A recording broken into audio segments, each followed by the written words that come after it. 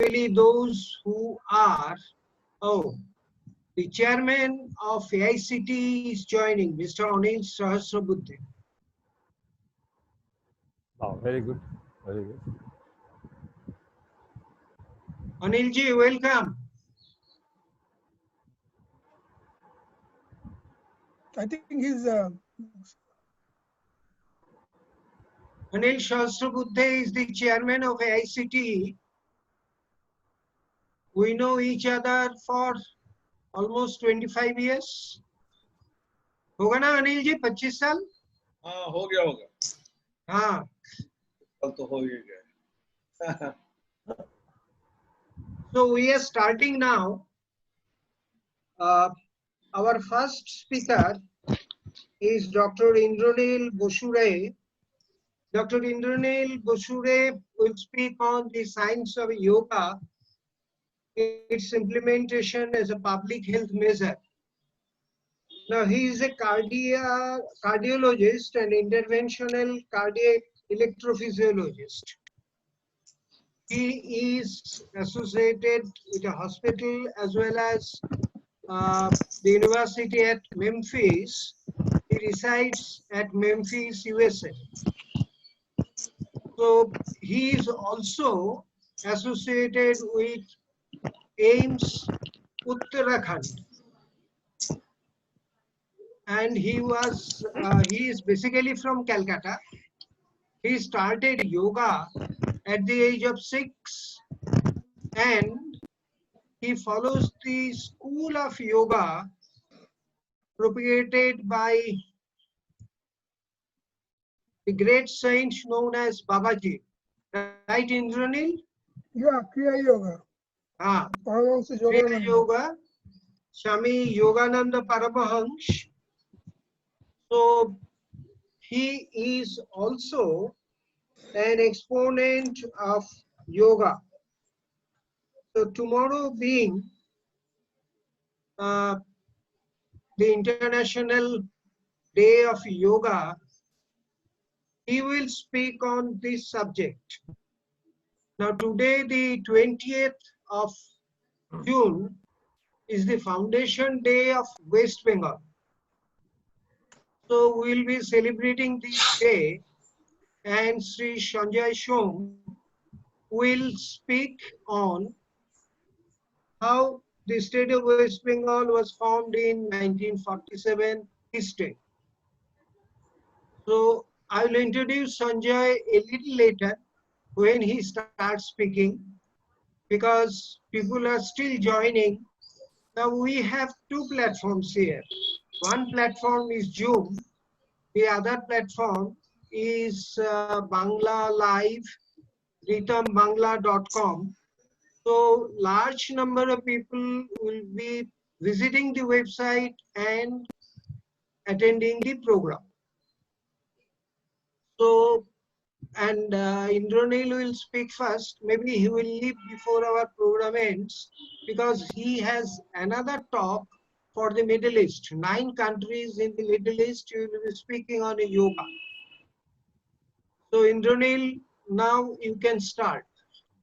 Okay, Namaskar. Thank you, everybody. I'm thankful to Nirmala for having me.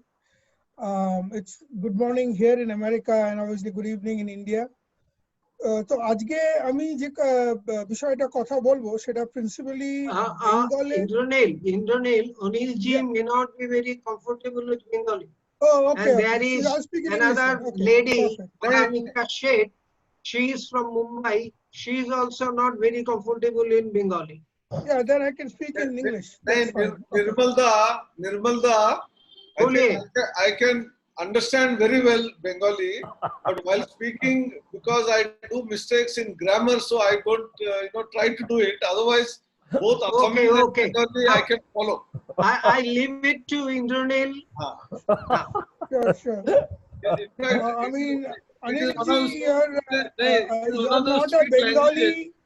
Anilji, you're not a Bengali. Still, you make mistake in grammar. I am a Bengali. I make mistake in grammar in every sentence. So we are not alone. So, but anyway, I'll speak in English. No big deal. So the main thing is that tragically, after almost 70 years of 30, 40, 35 years of communist rule in Bengal, followed by the rule of the Mamata Banerjee now, Bengal has one of the worst records as far as public health is concerned. Bengal is possibly one of these states in India where maximum people die from non-communicable diseases. So let me explain what the problem is. So generally, when you talk of public health, there are two big things. One is infective disease, one is non-infective disease. So infective disease obviously means something like this pandemic, which is we have COVID now. So the pandemic, which is COVID, obviously Bengal or India or any other country has no role in that because this has come from China and it is spreading. It's a highly infectious disease. The second part, which is more important, especially in a very developed society, or even developing society to a large extent, is non-communicable disease.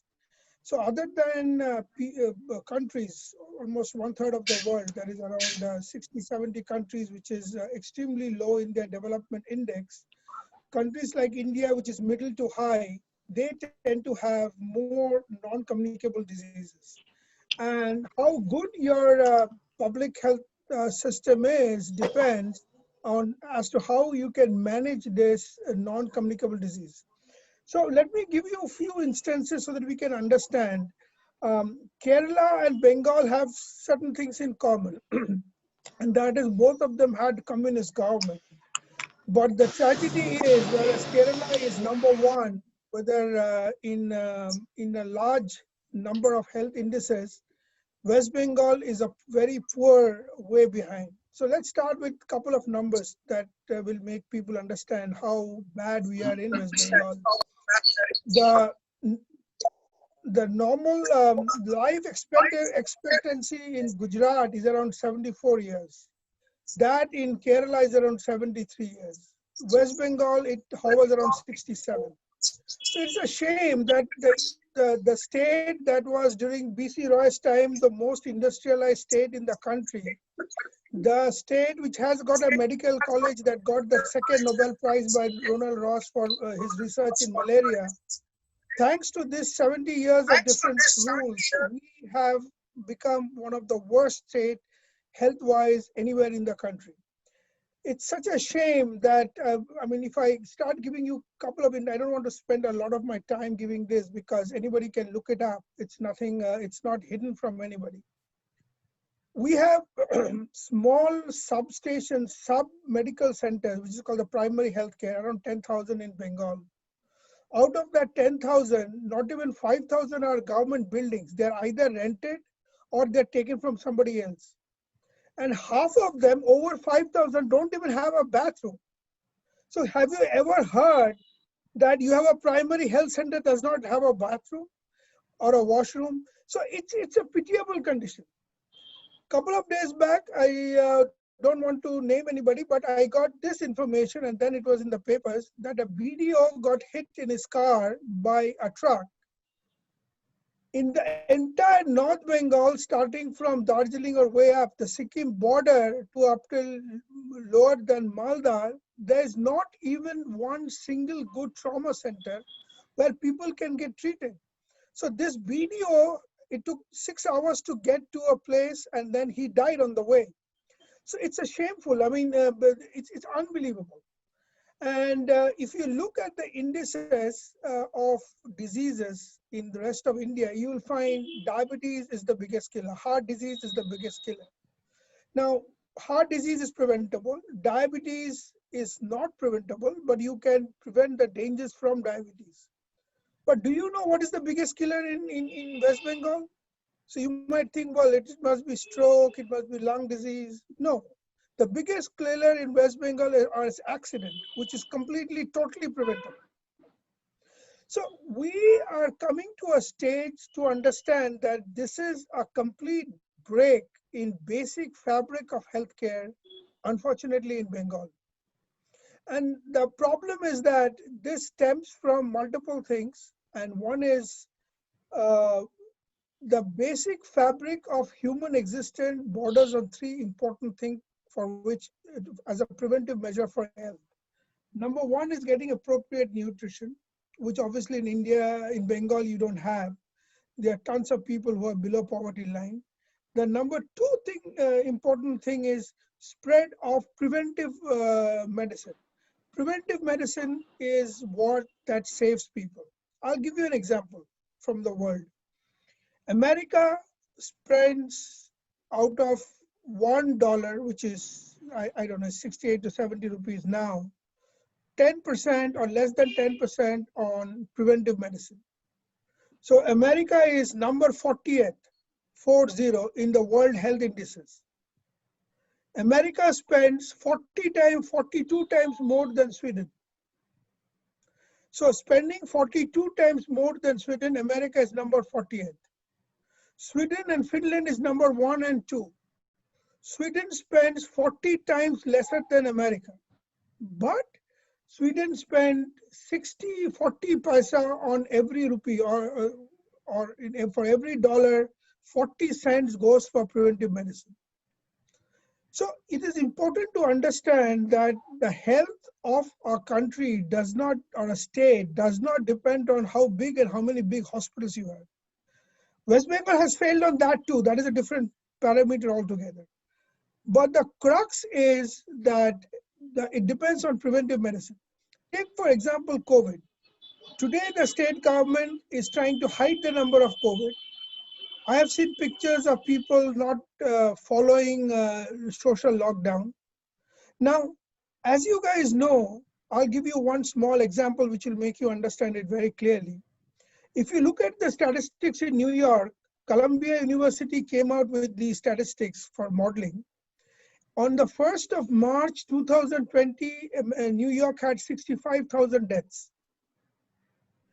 If the lockdown was started in America just a week before, that is on the last week of February, only 29,000 would have died. And if America started lockdown on 15th of February, out of the 65,000, only 11,000 would have died. So imagine when I see there is full lockdown in India, and in Alipur, thousands of people are roaming around in the streets.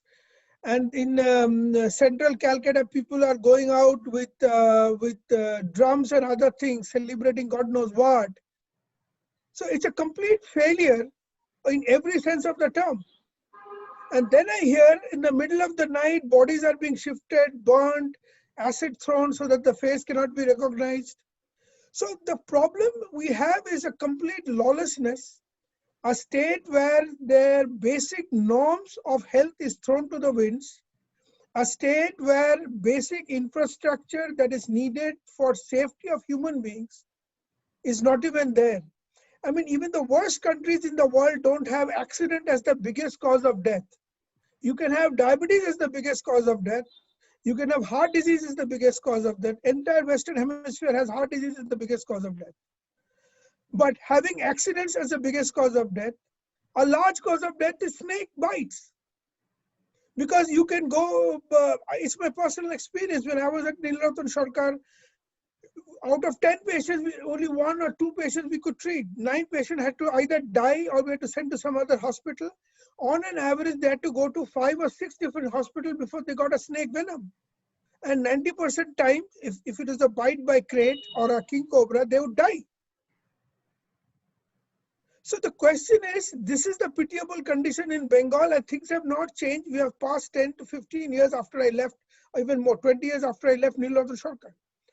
So how does yoga play a role? So yoga, we have to understand the basic thing that yoga is something that is there in India for 10,000 years.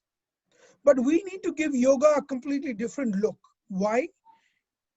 The most Indian tend to think, okay, my father used to do puja, my father used to go to temple, my father believed in yoga, so I'll do that. For God's sake, don't do that because it's not a ritual. India, the original concept in yoga was more scientific than today's sciences. How do I know that? I know that not because I'm an Indian, not because I practice yoga, not because I believe in yoga. It is because tens and hundreds of scientists in this country who are not Hindus, we who don't understand yoga, see, they have never been to India. But just as physicians, scientists, they have proved how yoga can be a powerful means to prevent a large number of diseases. And I'm going to give you a little bit of shocker out here because it is important being, as I can see, most of my viewers here seems to be from India. And it's a shame, it's a tragedy that when you talk about yoga to most of the Indians, they think it is some sort of ancient ritual. It is not. It is a complete scientific thing. And today, thanks to the use of latest technology like functional MRIs, CT scans inside the brain, we know that. So it prevents it. The biggest thing which today we know in the 20th century, and that might get you a Nobel Prize, is we know after the age 30, people's brain don't grow. So it's like an ATM. Whatever money you put in the ATM, you're going to use that money. After that, you can kick the ATM as much as you like, but no money will come out. So whatever money you put in your brain, that money will be there till around your 25, 30. Rest of your life, you will be using that money, that brain power, that number of cells. And every day you lose 300 to 400 neurons. That is the brain cells. So by the time you're 70 and 80, if I do CT scan on each and every one of you, every decade of your life, 10, 20, 30, 40, 70, 80, by the time you're 80, it almost becomes like monkey's brain. I'm not trying to insult anybody, and that includes me, because that is the way it goes. For the first time, it was shown in 2010 that if you practice 5 years of yoga, you can actually grow your brain by 1 inch. So today, we have in the Western countries 30 to 35% population above 65 languishing in nursing homes because there is nursing home facility. We have mothers who are languishing in their homes because India has got no good facilities to treat old people. They are kept at home. Some good sons or daughters take care of them. Others abuse them. But having said that, there is no known medicine anywhere in the world that you can treat this. And yoga has been shown that you not only can prevent dementia, you can actually grow your brain with 5 years of practice. And this has come through multiple research. The first research was from Mass General at Harvard University. Thereafter, now there are almost 15 to 20 papers all over the world using functional MRI that actually sees your brain, and it shows that yoga causes growth of different parts of the brain. Now, shifting gear a little bit, India is a country where obesity and diabetes is a big problem. Diabetes is a massive problem in India. You have young people, 30, 40 years old, who are diabetic. You have almost 2 to 3 out of 4 people in India is diabetic. And people with diabetic die because of stroke, because of heart disease. And it's important to understand this because you have to understand that India is a country where still we have millions of people with TB and we cannot treat them. We still have 7 lakh deaths out of malaria. Treating malaria is 1,000th time cheaper than treating the cheapest patient with heart disease. I'm going to repeat that again. Treating malaria is 1,000 times cheaper than treating one patient with heart disease. So when you have millions of people with diabetes having heart disease, imagine what the situation will be. In 2025, India is expected to overtake America to the number of heart attacks occurring in India. So this is the pitiable state.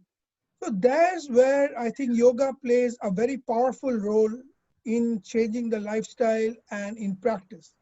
Now, before I go, though most people know, I still want to highlight it because in most of the Western countries in the last 10 years, we've been trying to educate people on that. In Western countries, and to a large extent in India also, it's a shame. But people think yoga means just doing some asanas or some postures. If you can bend your legs, if you can bend your skull, if you can stand on your head, that is yoga. Unfortunately, that is not yoga. Yoga, if you read Patanjali's Yoga Sutra, Patanjali doesn't want you to be a great acrobat. If you can more or less do the posture, that is enough. And postures constitute only 2 to 3%, unless you plan to go to a zoo or join a circus as your career mode. Nobody is expecting you, no yoga enthusiast is expecting you to be a super expert as to how you can bend your abdomen or bend your hands or bend your legs. That is just part and parcel. Whatever you can do is good enough. What is important is other than 2 to 5% of yoga is postures. 95% of yoga is meditation. And that is where the secret of yoga lies. So what you have to understand is that human being, we passed 4 million years in the jungle before we have a socialized society like we have now. I am living in apartment, you're living in apartment, or you're living in a house, wherever. You get up in the morning and you see your son, your daughter, your father, your mother, or even if you live alone, you don't expect to see anything else. But for 4 million years, we saw when you got up from the cave, you might, getting out in the morning, just like what I did now, you might face a python trying to come into your cave, or a saber-toothed tiger, or a mammoth. So for 4 million years, you had two things to do.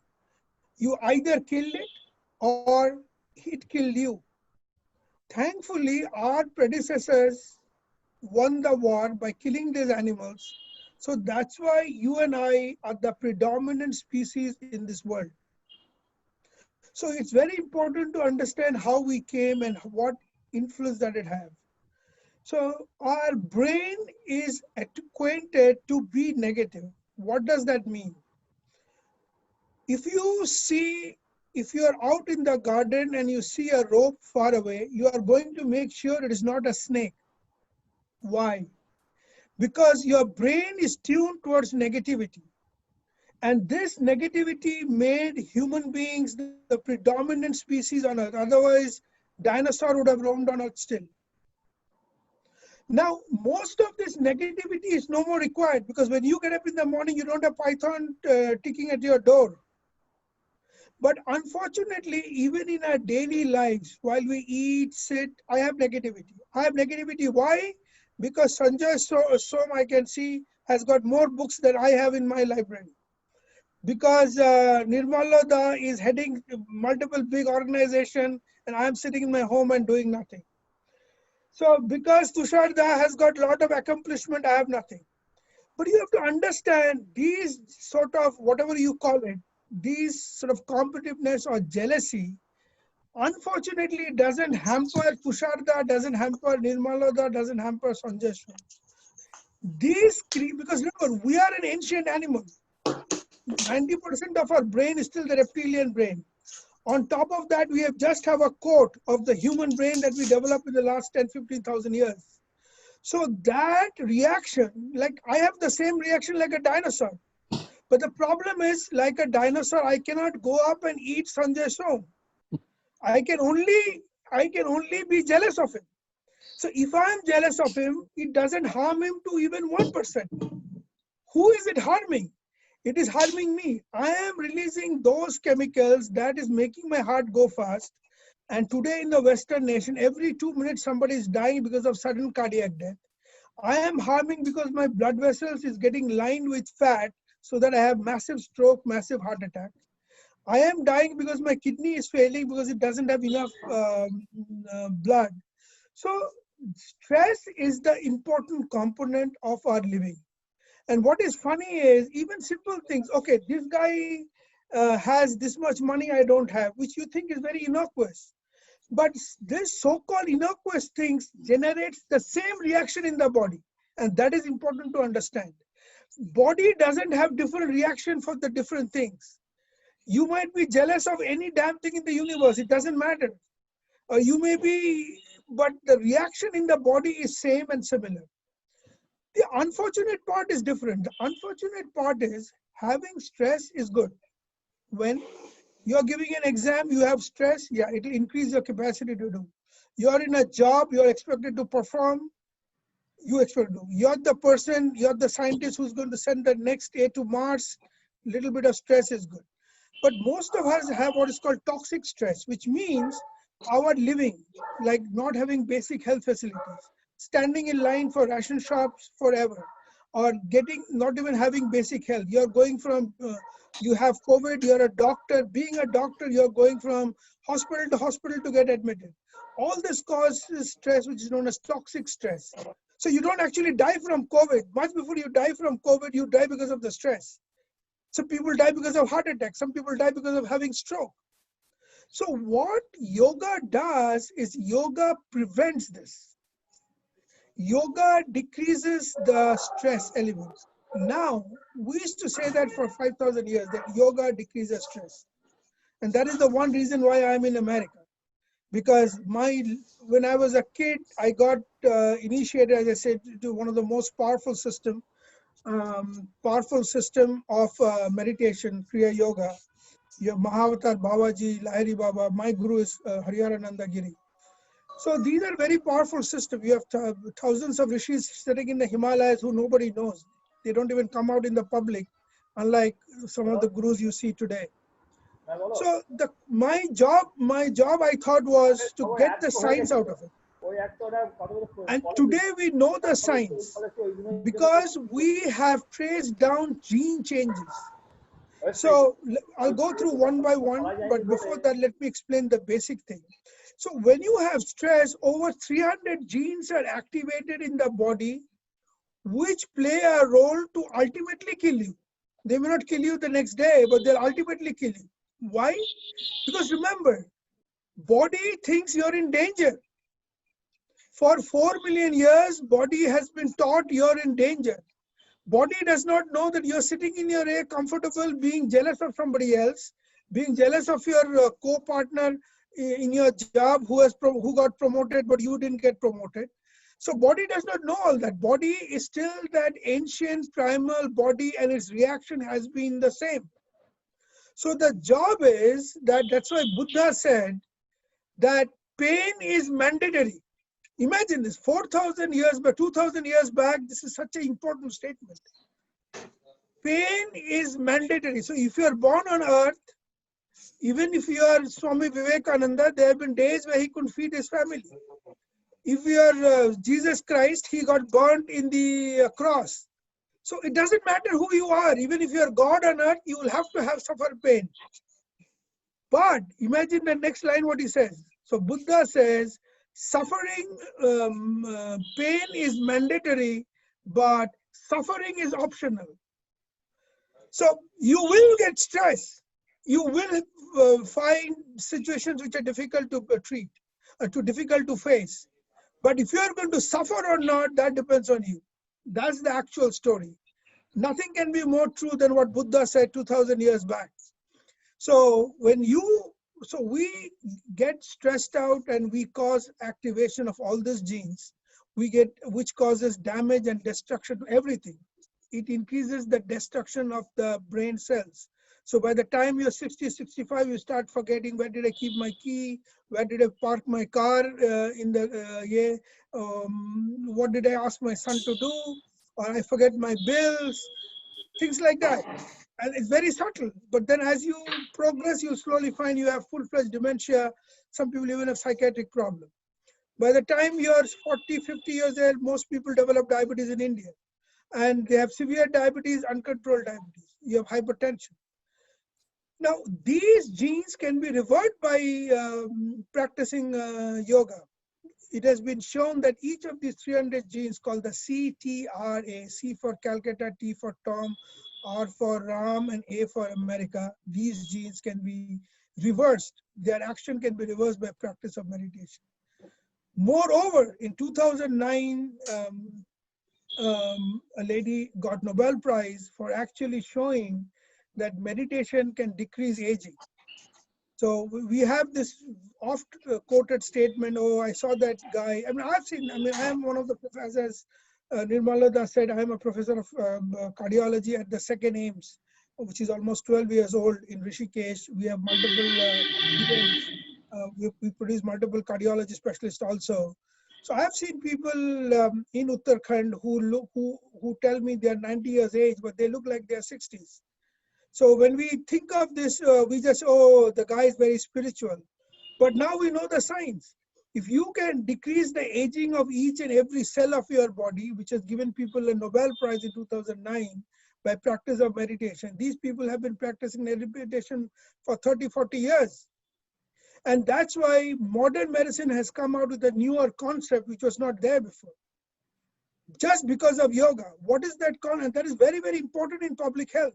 See, these are diabetes, hypertension are all diseases of aging, cancer are all diseases of aging. But if you look at the statistics in Bengal, we have 30-year-old guy having cancer. We have 30-year-old guy having heart attacks, multiple heart attacks, bypass surgery. Why? Because of pollution. So what was supposed to happen to you, like even when we went to medical school, everybody taught us that the cancer happens when you're 60 plus. But we have 30 plus, 40 plus having cancers because the toxicity of the environment is so bad that you have young people having cancers and heart disease, which is not supposed to happen at that age. So the only way to do this is prevention. Now, these aging diseases happen in Western countries too. But it happens when they're supposed to happen, when they're 70, 75, 80 years of age, not when they're 30 years of age. So the new concept that has come due to yoga is chronological aging and biological aging, which means, suppose if you are born 60 years back, your age is 60. So your chronological aging is 60 years. But if you practice meditation for 12 years, your age goes down by 10 years. So biologically, that is as a machinery, remember you're just a machinery. So as a machinery, instead of being 60 years, your age is 48 years. So you have managed to reduce your aging by 12 years. So staying in West Bengal, thanks to the government and the environment and the massive failure at all levels, you actually increase your aging by 30 years. But practice of meditation as a public lifestyle, you can at least try to negate some of these. Now, I don't have much time left. Nirmala, how much time do I have left? I will just touch on some of the 6 minutes. Okay. So let me have a quick of different diseases that we know. For example, hypertension. It's a big epidemic in India. Calcutta, possibly 2008, the statistics, unfortunately in Calcutta, they don't have statistics because if you have statistics, then they will know how bad your government is. So thanks to the years of communist rule, and they just don't take the trouble to get you statistics, because why should they create more problem for themselves? But in 2008, we had almost 15 to 20% with hypertension. My guarantee will be it's twice the number in Calcutta, Howrah, and the districts surrounding Calcutta. In rural population, even at that time, 5 to 7%, some places even 10% had diabetes and hypertension. So anyway, so forget about statistics. You'll never have it until you have a responsible government who really wants to improve these things. But having said that, mild to moderate hypertension can be prevented by practice of meditation and yoga. And people on 3 drugs can actually reduce their number of medications they are on. And for mild hypertension, actually, you don't need to have medicine. You can just have lifestyle changes, which is take less salts, do regular yoga asanas, and practice meditation for stress relaxation. Similarly, for diabetes, there have been tons of studies that show diabetes can be prevented. Blood sugar can be controlled. Hemoglobin EIC can be controlled with meditation.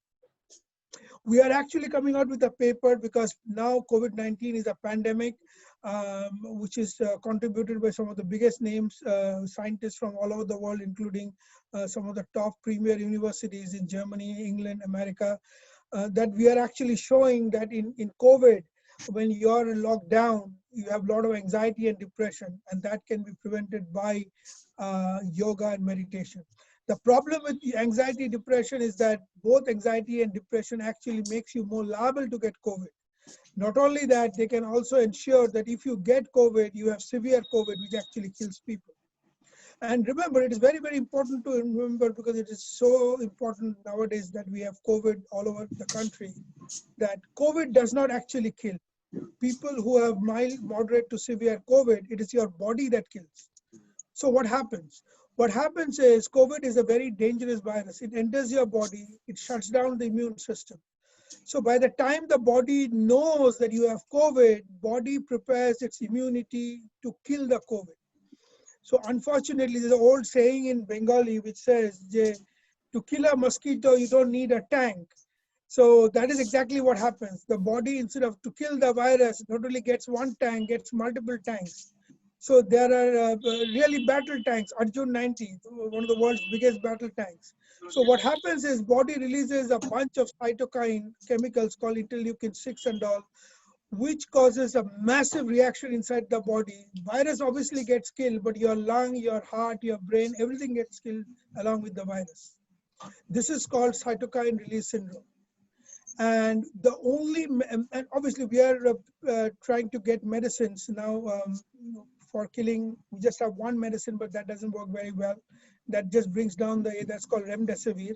But in US, we are trying multiple medicine, and some of those medicine actually has shown success to block that interleukin 6, which is called tocilizumab. We've been giving it to patients, and patients have been surviving. But, well, hello, this is a good story that you don't really need a drug. People who have been practicing yoga or meditation has been shown to modulate their immunity, that they can bring down, they can prevent the release of all this dangerous chemical, interleukin 6, interleukin 1B, interleukin 8, interleukin 10. So you have to understand that human body is extremely powerful. I give a very, very simple example. That I don't, whether you believe in God or nature, it doesn't matter. God or nature has created this body, which is extremely powerful. Now, I give you two choices. I give you an ambassador car, which is broken. Birla has made money out of ambassadors all their life by selling substandard cars. Now that India has opened up, we have so many good cars. And I give you a Tesla. And I give you a choice that you have to read the book of Tesla, and the Tesla will drive yourself. Now, there is no reason why you cannot drive the Tesla like an ambassador. You can, right? The same thing happens with human body. The God or the nature has given you an extremely powerful body. Tesla is a self-driving car in less than 100 years since we started having automobile. When Ford invented automobile, within 100 years we could have a self-driven car. So imagine the car that you are, that God or nature created, that lived on this earth for 4 million years. How powerful you are. You are extremely powerful. Now, if you think, that's what Vivekananda said, that you are extremely powerful. Whatever you want in this world, you can get it. Let every blood cell know that, and you will achieve it. Even if, see what a big statement, even if Narayan himself wants, Narayan is supposed to be the most powerful god in Hindu pantheon. Even if Narayan wants, he cannot stop you. That is your power. So if you want to drive a Tesla that God has given you in form of your body, like a broken ambassador, God bless you. You will die from every known disease because you are not using the power that has been given to you. And Indian sages, 2,000, 4,000 years back, even before Buddha came, Patanjali has written down the manual. Just like Tesla gives you a manual, the latest cars give you a manual, Patanjali has created the manual for you 3,000 years back. Read that manual. You don't even have to read that manual. Just listen to people. So practice of yoga can actually, especially in countries like India, where finance is a big problem. America is a rich country. It is pouring billions of dollars everywhere. India cannot afford that. India is a poor country. We need to be able to use the resources appropriately. But yoga doesn't cost money. You don't have to go to a doctor. You don't have to pay for your medical insurance. You can sit in your room and practice for 5-10 minutes every day. So I think I will stop there. I think I almost finished my time. Is that right, Nirmalada? Hello, Nirmalada. Should I? Yes, I yes. think I should Now, stop now. if anyone wants to ask a question, Indranil will take question. May not be very. I mean, we don't have very large number of participants in Zoom, so there will not be many questions. But if anyone has any question, feel free to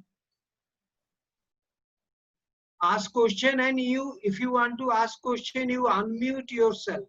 You can unmute yourself. Now, before you put the question, I have to say a few things.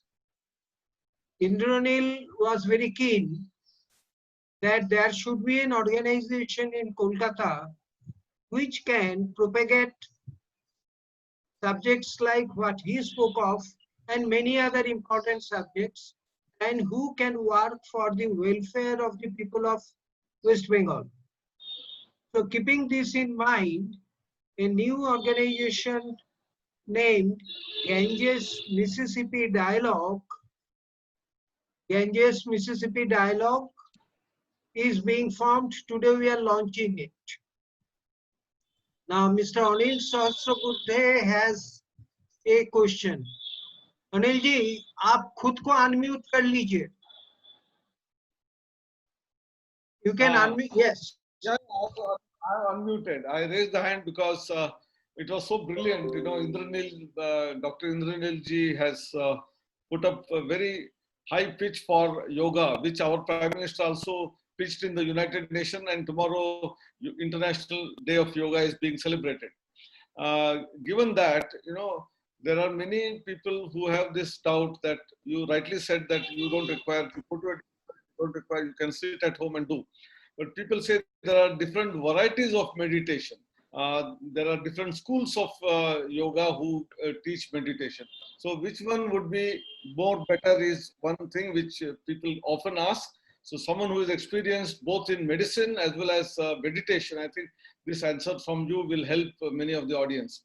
But I raised the hand for some other purpose. I had this question in mind, you can say it later. But fortunately, MHRD, our present Minister for HRD, had a meeting in March, and we have formed what is known as a large group which will propagate the ideas of Indian knowledge systems. Indian knowledge systems ranging from whether it is art, craft, design, music, dance to science, technology, medicine, architecture, yoga, Ayurveda, grammar, Sanskrit, everything. I think it's a large group. Today we have about 120 odd people. It is called Indian Knowledge System or Bharatiya Jnana Parampara. So under this, we would like to enlist people who are passionate about this subject.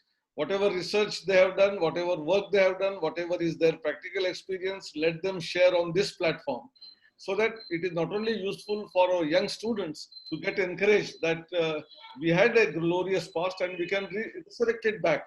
That is, and the philosophy that Vasudhaiva Kutumbakam and the whole world is one family and we want to help everyone. Sarve Janaha Sukhino Bhavantu. I think to propagate this platform, this portal which we are developing should be available, accessible not only for Indians but the entire globe. And a situation like pandemic has made people realize that if some thought will come from India, I think that will be useful for the entire humanity itself. I think from that perspective, I would request you to share your email address later. I think I will ask you. Sure, I think, yeah, I'm absolutely involved with a lot of this, Anilji. So I'd love to be part of that. I'll share with, I'll get your ear from Nirmala, then we'll keep in touch. As you know, I'm talking as part of Vigyan Bharati Ayush Ministry to over, they expect 30-40,000 people in all the 7 Gulf countries. I had a similar talk with Australia where we had over 50,000 people. So yeah, I'm absolutely part of that, and you're completely right that I think not only that, I think the next Nobel Prize will come from the research in yoga, and India has given to the world something that, I mean, West has given one medicine, one this, one that, but the philosophy is what that is completely changing medicine, not only in yoga, but even in physics. You know, the philosophy of the Upanishad, now we are slowly realizing that's what modern string theory and other things is. Now, let me answer your question. And here is where I have to give a part of my opinion. And I don't want to be negative for anybody, but because I support every Indian system. But if you note carefully, that's a very important point that you brought in, Anilji, ki there are so many meditation systems which we should follow. The core thing is that there actually is not many meditation systems. There's only one system, and I'll tell you why. Today we have gurus who are giving different names and quoting, well, my system is this, some Kriya, some Sudarshan, some this, some that, some inner engineering. The biggest names in the universe on whose shoulders we stand, whether it is Gautama Buddha, whether it is Shankaracharya, whether it is Vivekananda, whether it is Maharishi Arvind, nobody claimed that they had anything. They claim they just copied from Upanishad and that's what they're speaking. So unfortunately, like same with like my gurus, they don't even come out in the open, leave alone having mela and charging $5,000 per weekend to give you diksha. My guru didn't even, I mean, I had to take 1 paisa and a few old, that too the Maniktala it was late in the day, Maniktala market in Calcutta was closed. I took half, I was supposed to take 5 fruits, which is because of ritual. 5 fruits and I couldn't even get 5 fresh fruits. Some nonsense, half killed fruits I took. My guru, who I mean, I've written about him in some of the books. You will see they are super powerful people, you know, super powerful people, and they don't come out in the open. If you look at them, they'll look at that some uneducated idiot. But you'll see some of them have 2 or 3 PhDs, but they'll be sitting somewhere in the jungle or deep inside the ice. You'll never know. They can come to you whenever they want. They don't need a bus, train, plane, which has been stopped by COVID. So these are extremely powerful people. But in America, what do you have? You have all these gurus having big mela. You pay $500 if you are sitting far away. And if you want to sit next to the guru, then you pay $5,000. This is all hoax. This is all fraud. None of the real gurus in India ever charged you money. And nobody told you that you have to do my system only, then you reach the end point. So there is no system, there's only one system. And the greatness of Hinduism is this. And I'll give you a real story, a real incident, because the sun can come out from the west, but these stories will never be a lie. Hindu philosophy says, and that's what Vivekananda says also, if your hunger is enough, if you are really hungry, you'll look for food. Similarly, if you're really hungry for spirituality, even God will come down to you. And I'll give you one small example. As you know, Paramahansa Yogananda's book, the autobiography Yogi, was read by Steve Jobs, the founder of Apple, every year. Every year. How do I know that? I am not a friend of Steve Jobs. I am not his. Neither I know him to any great extent. But if you look at his Stanford lecture, he has said that clearly. Every year he read that book and he took from that book. He took inspiration from that book. And when Steve Jobs died, everybody, including the then President of America, Barack Obama, was given a copy of the book, Autobiography of a Yogi. So I'll tell you a real story of Autobiography of a Yogi. Paramahansa Yogananda's body, Guru's body had given up his body. So Paramahansa Yogananda had to get higher kriyas and he had nobody to learn. So he was very sad. He was crying. So they're powerful people. So he had a picture of the mother goddess, Ma Kali, and he cried to Ma Kali and said, will you not come and teach me? Will you not send somebody to teach me? So next day he takes the ship to Bombay. At that time, there's no flight. They takes the ship to Bombay. He comes at the middle of the night and he puts up in a hotel. And he goes to sleep. Morning 4 o'clock, he gets awakened and he finds somebody, a sadhu, floating at the end of his bed, raises his hand in blessing and says, I've come to give you the 4th kriya. So the question is how much hunger you have. You don't need to go. Your real guru will come. Depends on how hard your hunger is, how powerful your spirituality is. Whether you'll go to some fraud gurus or you go to the actual gurus will depend on how much your hunger is. So even Shankaracharya, Vivekananda said that, Buddha said that, and I personally believe, you're welcome to believe it or not believe it, that sun can come out from the west, but these people, what they said is written in stone and that can never be lies. So I've talked to thousands of people in America, in India, and I say, keep your fight, open up Raj Yoga. Raj Yoga is a small book, causes few rupees, and follow what Vivekananda said. Start like that, that's how I started. And then I got my guru. And once you start like that, your guru will come. Because the thing is that Shiva himself will bend over back. He is forced to. Shiva, I don't mean a guy, a crazy guy going around with few snakes around his neck. By Shiva, I mean the nature, the Adi Yogi, the ultimate yogi, which is the universe, will bend because you are part and parcel of this universe. So if you're crying, as Ramakrishna said, the mother is forced. Have you ever seen a mother cooking in the kitchen and her baby crying to death next to her? No. So if you cry enough, the mother will come to you. She is there to support you. You have come out of her womb. She is there to support you. She will come running to you. But you must have the hunger. It cannot be a pastime. Oh, I want to be a yogi. I want to have miraculous power. I want to read people's mind. That's power hungriness. That is greediness. That is not spirituality. So if you have spirituality, God himself will come to you. I hope I have answered your question, Anilji. Yes, yes. So now that we are, listening, or is he can't? no, he is there. Okay. Now, Anilji, I does that think answer your question? he I has think he been has to take over. muted. He's mute. He is mute. Anyway, we are running out of time. So I will take leave. I have another program. We'll say goodbye to Indranil. And as I told you earlier, Indranil and we are trying to set up an organization in Kolkata. We have named it. The name of the organization is Ganges Mississippi Dialogue. So Anil ji, naam theek hai? I think he is mute. He is mute. So now I will invite Sanjoy Som to speak. Repeat it. Okay. What I said is that Indranil and some of us and a few friends of Indranil from USA, we are setting up an organization in Kolkata. We have named the organization as Ganges Mississippi Dialogue. It is in the process of formation. So quite frequently we will have the opportunity to talk. Now our next speaker is Sanjoy Som. Sanjoy,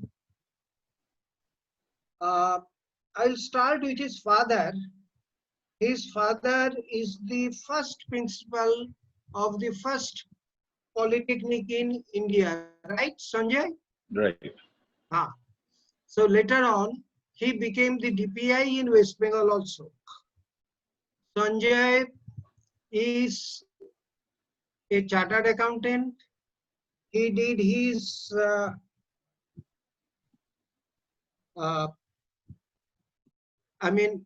they call Schooling. it articleship in Lovelock and Lewis, if I am not mistaken. You are correct. And he did his commerce honors from St. Xavier's College School, South Point School. Now he worked with many MNCs abroad as well as in India. And one day he thought that if he goes on working like this, he will not be able to attend to his great wishes like writing books, doing social work, being a panelist, and all such works. He is a highly knowledgeable person. So that is why we have requested him today to speak on how the state of West Bengal was formed in 1947. 20th of June is the date of formation. Today is the date of formation. And most of us, we do not know how this was formed. In fact, probably Sanjoy will also say this, that maybe we would have been a part of East Pakistan had there been no specific efforts to form West Bengal. So Sanjoy. Thank you, Nirmaloda. I would keep on speaking in English now. I guess that is the mode of language. I mean, that's the language that we are following. First of all, let me offer my best wishes to all of you on this joyous occasion of Paschim Bongo Divas, or the foundation day of the state of West Bengal.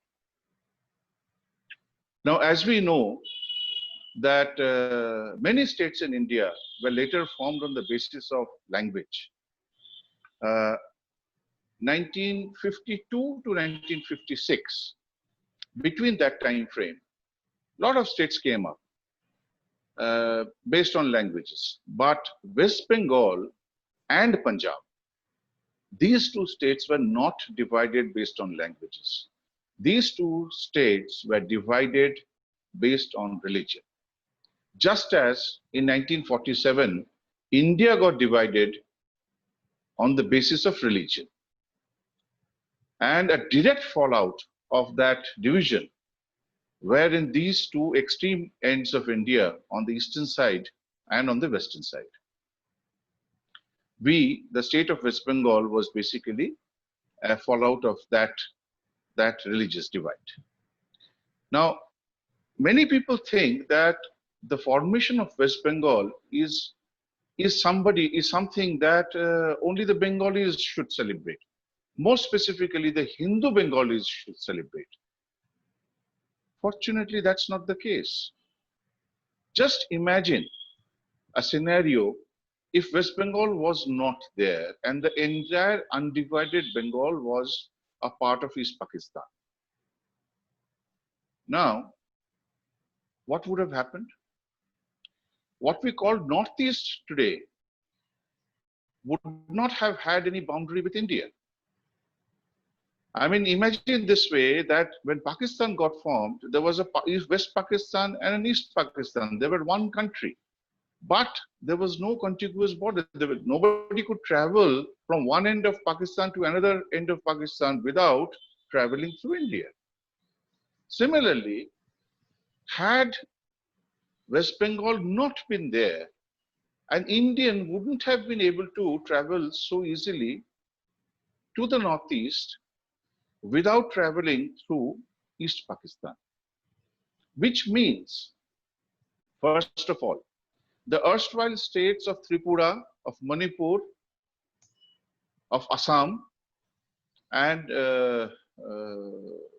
which one was the other one? Kuch Bihar was a part of this place. Anyways, the erstwhile states, which later became the Seven Sisters, how much pressure would they have been under from the government and the people of Pakistan? And the way the Hindus, the Hindus who stayed back in Pakistan, East Pakistan, the Bengali Hindus, the way they were treated, the pogroms that happened there one after the other, the way they were thrown out of their own homeland. Who can say that same thing wouldn't have happened in the northeast of India? And today, probably, for all practical purposes, our map would have looked like something would have stopped at on the eastern side of Bihar, and that's where India would have probably ended. So the formation of West Bengal was not only very important for the Hindu Bengalis, it was also important for the entire northeast of India. Let's be very clear about that. Now, where Bengal have been at the forefront of anti-British activities for ever since Bengalis got, they started to travel to England and they saw what democracy was all about. So in 1905, when the British actually first tried to divide Bengal, fortunately, at that point in time, everybody came together.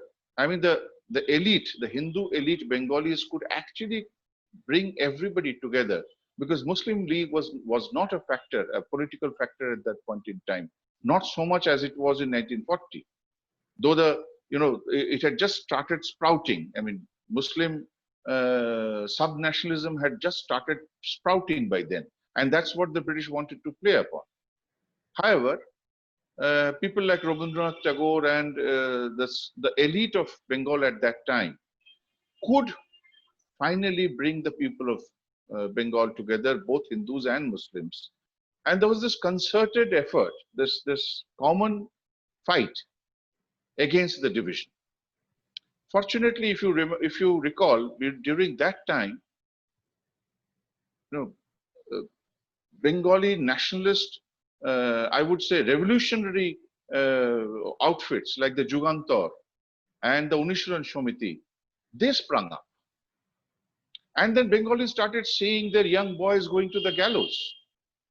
All of that ultimately created such a pressure on the British administration that they had to finally do away with the division of Bengal, and Bengal it became all over, I mean, together all over again. That was in 1911. Coincidentally, one of those revolutionaries, Birendranath Datta Gupta, his birth anniversary is today. Birendranath Datta Gupta is that revolutionary who at the age of 21 went to the gallows. Why did he do that? Because he killed Samsul Alam, the then DSP, who had developed a specialty in framing up cases against the revolutionaries and hanging them up. So, well, it is a coincidence, but then many people laid down their lives. In because we do not have a lot of time, I would quickly go through this, go through the prelude. In 1940, at the Lahore conference, when Muslim League actually decided to split up India. In fact, they decided that they cannot stay with the Hindus anymore. They do not trust the Hindus. And that does not mean Bengali Hindus. They mean their own people. I mean, people from all over India, people who share the common ancestry. But then they decided that they would not be part of that Indian nationhood anymore. And they wanted to have a separate homeland for themselves based on their religion. Well, there are many reasons for that. I'm not going into the details of all of them. But ever since that Lahore conference in 1940, Muslim League gradually started to put the pressure on the British system, on the British government, as well as on Congress and other parties, pressing for division of India.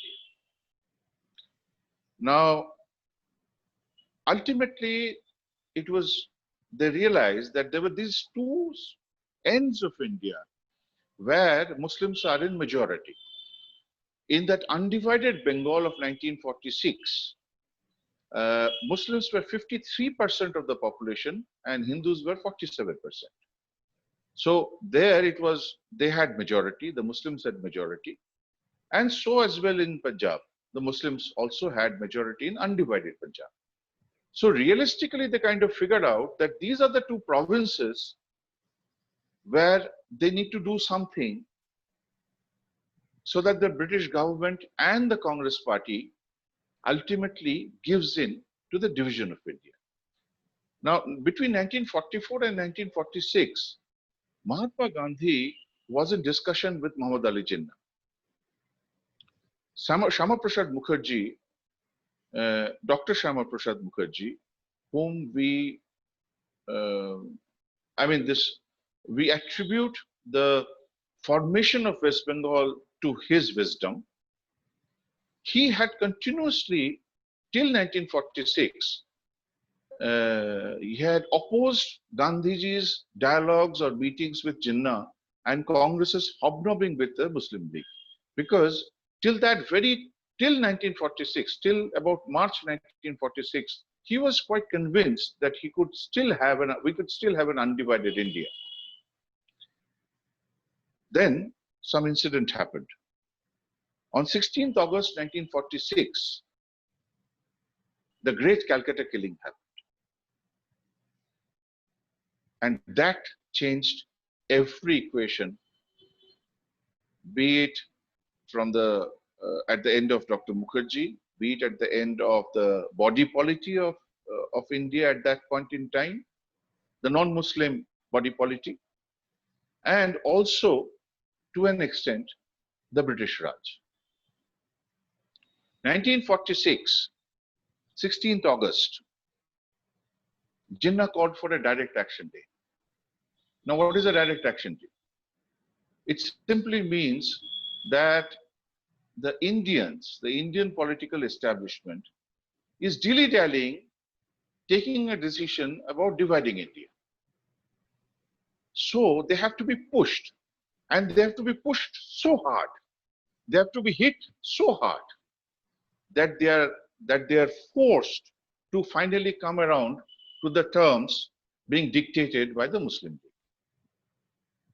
Bengal was under Muslim League rule at that point in time. It is because of the Congress and their policies of not getting into governance that Muslim League could come into power in Bengal. Hussain Muhammad Surawardi was the Prime Minister of Bengal. At that point in time, the provincial chiefs were called Prime Ministers. And on the 16th of August, there was this huge gathering at the base of Akhtar Loni Monument, what we call the Shohid Minar today. And Khwaja Nazimuddin, in the presence of Muhammad Sohrawardi, he gave a call to the Muslim people who had gathered there to start direct action against the Hindus. What did direct action mean? In simple terms, killing the Hindus, looting Hindu homes, violating Hindu women, setting Hindu businesses up in flames, create such a ruckus and a destruction and a pogrom of such nature that people get rattled, that people start thinking that we cannot stay with them. I mean, instead of the Muslims thinking that they cannot stay with the Hindus, let the Hindus in turn start thinking that they cannot stay with the Muslims. And if from both sides, both people think that they cannot stay with each other, then the powers that be will have no option but to accept partition. Well, there are numerous instances of extreme inhuman torture I mean, I am not going into the details of it. The nurses hostel in the Harrison Road, each and every woman, even every lady, nurses used to stay there. And those nurses used to work in the Hardinge Hospital, in Seth Sukral Karnani Hospital, what was known as the PG Hospital at that point in time, the medical colleges, all of it.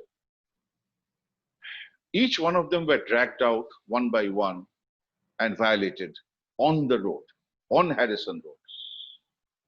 Hindu shops were burned. A group of mob would move from one area, what we call in Bengali a pada, from one pada to another with torch lights in hand and with shouts of Allahu Akbar, and freely torch homes, businesses, shops, whatever they can lay their hands on. After a while, a couple of days, oh, I've forgotten one point here.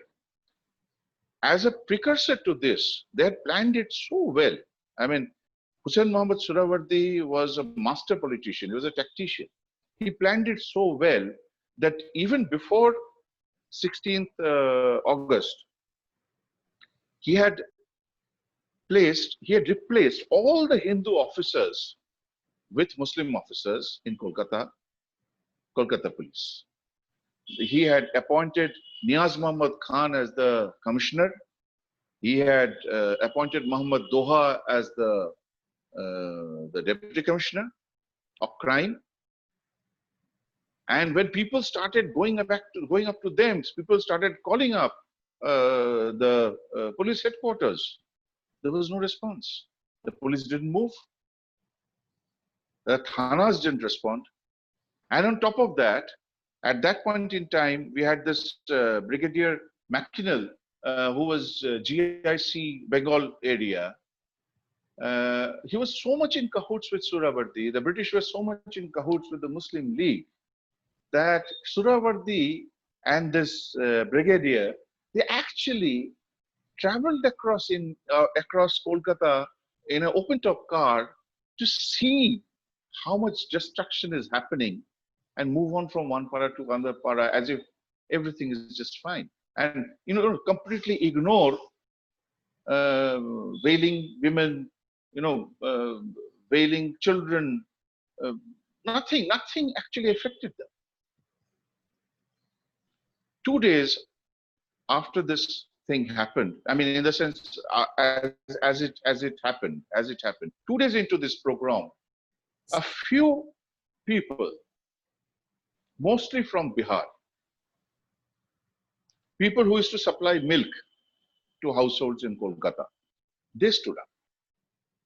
And a few people from the Bhadralok community of Bengal, of Kolkata, led by Sri Gopal Mukherjee. He was known as Gopal Patha because he had a butchery shop where he used to sell goat meat. And goat is called Patha in Bengal. So Gopal Mukherjee rallied around these what we call the Goalas, the Bihari Goalas, and together they gave it back. And they gave it back so hard that a day later Suravardi had to come and offer peace. They had to offer peace talks. Kolkata, after a while, settled down, but the scar remained. And after they did it to Kolkata, after they could show, I mean, they in the sense, the Muslim League, after the Muslim League could show their prowess and the kind of destruction and the kind of inhuman behavior that they could demonstrate, they did the same thing in Noakhali, which is now in present-day Bangladesh. This was an urban area. They targeted the urban area first. Then they targeted a rural area in the heart of East Bengal. They butchered, literally butchered all the Hindu Bengalis of Noakhali of those times. They violated the women. There were tales of young, small children being thrown out of the windows, of being thrown down into the ground from rooftops. Sharp knives being used to. Anyways, I'm not getting into the details of it. It's too gory. However, these two incidents, the Great Calcutta Killing and the Noakhali Pogrom, it actually achieved its purpose. Everybody realized that now onwards, it is impossible to cohabit as far as Bengal is concerned. Something similar happened in Punjab as well, but we are not discussing Punjab today, so I'm not getting into those details. Now, let us, if we go through the timeline leading up to the formation of Bengal, we would see that in 1946, towards the end of the 1946, a Bengal Partition League was formed, which later on became the Bengal Provincial Conference. Some intellectuals of Bengal, they like Hemanta Kumar Sarkar, Major General A.C. Chatterjee, Upendranath Banerjee, Shishir Kumar Banerjee, many eminent Bengali intellectuals, they figured out that something needs to be done to safeguard the interests of the Hindu Bengalis. Because after what Muslim League demonstrated, the hatred that Muslim League demonstrated, and the anarchy that they created, it was very clear in the mind of a normal Hindu Bengali that if Bengal became a part of Pakistan, their lives will be at peril. Forget religion, even their lives will be at peril. So towards the end of 1946, these people stood up and said, no, nothing, something has to be done. So what is in there for us? I mean, how are we going to be safeguarded?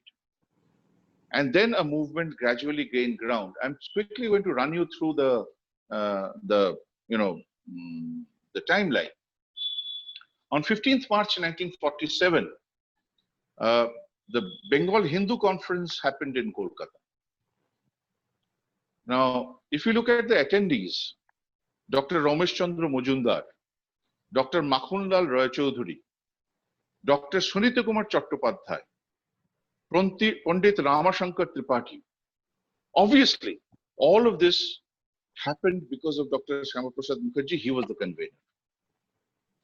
Everything that happened from the Great Calcutta killing onwards towards formation of West Bengal was spearheaded by Dr. Shyama Prasad Mukherjee. So whatever we are discussing here today, all the conferences, all the rallies, all the political meetings, everything, the main pivotal person, the force behind it was Dr. Shyama Prasad Mukherjee. So that goes without saying. So here on the 15th of March 1947, all these eminent people, as I said, Ramesh Chandra Majumdar and Bhashacharya Sunita Kumar Chattopadhyay, etc., they proposed for a separate Bengali Hindu homeland.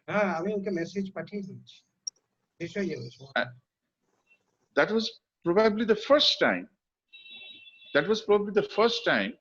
That this special syntax, Bengali Hindu homeland, was used by none less than Acharya Sunita Kumar Chattopadhyay. On 29th March, in the British India Association, I mean, as we all know, the British India Association was basically a conglomeration of all the princes. Princes in the sense people who had privy purses. So, or were extremely wealthy zamindars. I mean, wealthy people of Bengal. You would hardly find a wealthy Bengali today after 38 years of misrule and 9 years of misrule. But in those days, in the 1940s, there were wealthy Bengalis. So on 29th March 1947, we had the likes of Maharaja Uday Chand Mohtab of Burdwan, P.N. Sinha Roy, Lord Sinha, as we know, Maharaja Satish Chandra Nandi, Maharaja P.N. Tagore, Maharaja Sitangshu Acharya Chaudhuri, all of them. They got together on the 29th of March 1947 in the British India Association on their annual meeting day and demanded the same thing, a separate Bengali Hindu homeland. The idea was catching up. The elite, the intellectuals, those people were more or less convinced that they needed somewhere, they needed a place where they can spend the rest of their lives, and they cannot stay back. I mean, they cannot be part of a Bengal, which in turn is a part of Pakistan. Something else was happening here. The elder brother of Netaji Subhash Chandra Bose, Shri Sharat Chandra Bose, and a few other congressmen, they were having an idea that they could probably form a Bengal which is not part of Pakistan, neither part of Pakistan nor part of India. They wanted to have an independent, united Bengal. And they were doing their parlances. They were having fights with Gandhiji. They were going to the Viceroy to press for it. They were having, political discussions at several levels. Unfortunately for them, I'm not doubting their credentials at all, but political credentials at all. But probably what Dr. Mukherjee saw at that point in time, they couldn't. They didn't realize that if 54% 53% Muslims and 47% Hindus form a separate country, the nature of it would not be any different from a Muslim League, a Muslim League sponsored Pakistan. It is that majority which will finally decide the fate of that country. And that fate of that country was inevitably to get merged with Pakistan. So the entire Bengal would have become Pakistan, if not on the first instance, a little later. So that was a game plan. Dr. Mukherjee saw through that game plan. Many others saw through that game plan. Sir Jadunath Sarkar saw through that game plan. Dr. Meghnad Shaha saw through that game plan. The elite of Bengal saw through that game plan. So did Maharaja P.N. Tagore, Maharaja Ujayprad Mahatab, and all of them. So that plan finally, fortunately for us, fell through. On 1st of April, 1947, 11 members of the Bengal Constituent Assembly submitted a memorandum. The Hindu Bengali members of the Constituent Assembly submitted a memorandum to the Viceroy asking for a separate Bengali homeland. So gradually, slowly, the idea that there has to be a Bengali Hindu homeland, that was gaining ground. On 4th of April, 1st of April, this memorandum got submitted. On the 4th of April, 1947, at Tarokeshwar, Dr. Shyama Prasad Mukherjee had convened a Bengal Partition Convention. It was called the Bengal Partition Convention because by that time, the Hindu Bengalis of Bengal, undivided Bengal, were completely convinced that partition is the only solution to their problem.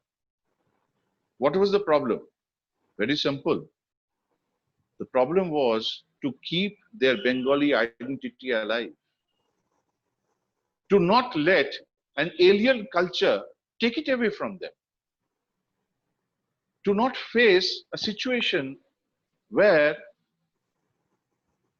things that they've inherited from their ancestors through the ages, the sagacity that goes behind it, all of that gets lost because somebody else does not, does not allow it to happen, I would say, subscribe to that view. So that was something that needed to be saved. Their identity, the Bengali identity, needed to be saved.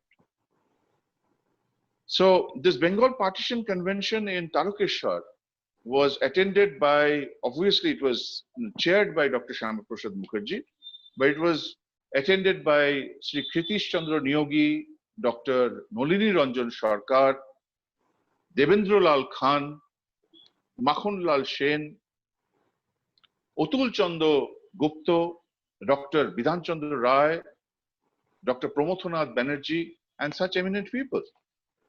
So I think I have to rush through this exercise now because we are running out of time. On 23rd April, there was a transport strike called in Kolkata. On 4th of May, 2,000 rallies happened all over Bengal, organized mostly by the Hindu Mahasabha. On 7th May, there was this Calcutta Conference of Bengali Hindu Intellectuals chaired by Sir Jadunath Sarkar, attended by Dr. Meghnad Shaha, Dr. Ramesh Chandra Majumdar, and Dr. Suniti Kumar Chattopadhyay. In May, there was a joint rally by the Congress and the Hindu Mahasabha, which was presided by Sir Jadunath Sarkar. Then on 3rd June, coming under so much pressure, on 3rd June, Mountbatten announced that yes, there would be a partition of Bengal. In effect, it was basically a partition of Pakistan. So Dr. Shyama Prasad Mukherjee could actually ensure that the homeland for a Hindu Bengali was established in the form of Paschim Banga, in the form of West Bengal. And the Bengal Legislative Assembly passed this resolution on the 20th of June. 3 resolutions were passed that day. One, in the joint session, for Actually that resolution got lost because 90 in favor and 126 against. The resolution was to join the Constituent Assembly of India. So Bengal actually rejected joining the Constituent Assembly of India. United Bengal. The second resolution was for the Muslim majority areas for joining a new Constituent Assembly, which is the Constituent Assembly of Pakistan. That got passed by 106 in favor and 35 against, overwhelmingly in favor of joining Pakistan. And the third one was for the non-Muslim areas, which was passed by a favorable vote of 58 to 21. So basically these 58 people, legislators, gave us West Bengal, and the 21 who opposed had to give it. This, in short, is the events that led up to the formation of West Bengal and the story of West Bengal. So that is why we are celebrating 20th June as Paschim Banga Diwas. For the past few years, it should have been done from day one. Unfortunately, as Bengalis, we have never been, we have never celebrated our Hindu identity. Unfortunately, the sacrifices made by so many people, we never thought that we would have to recognize it. Fortunately now, at least that recognition has come. Fortunately now, we are celebrating Paschim Banga Diwas. Thank you. Thank you, Sanjoy. I had to request you to conclude because our time is getting over. So my heartfelt thanks to Anil Sahasrabuddhe, who joined from Delhi, who is the chairman of AICT, Tushar Chatterjee, who is the key person behind this program today, Mr. Mihir Bishwas, a friend of Tusharda probably, who is an IITian. Then we have Lata Malpani joining from Chennai. We have the president of Bharat Chamber of Commerce, Shri Ramesh Kumar Saraugi, and the General Secretary of FTS, Shri Ramesh Maheshwari. We thank RITAM Bangla for allowing us their platform for this program. And I also thank the hundreds of people who watched this program through the website of ritambangla.com. Thank you very much.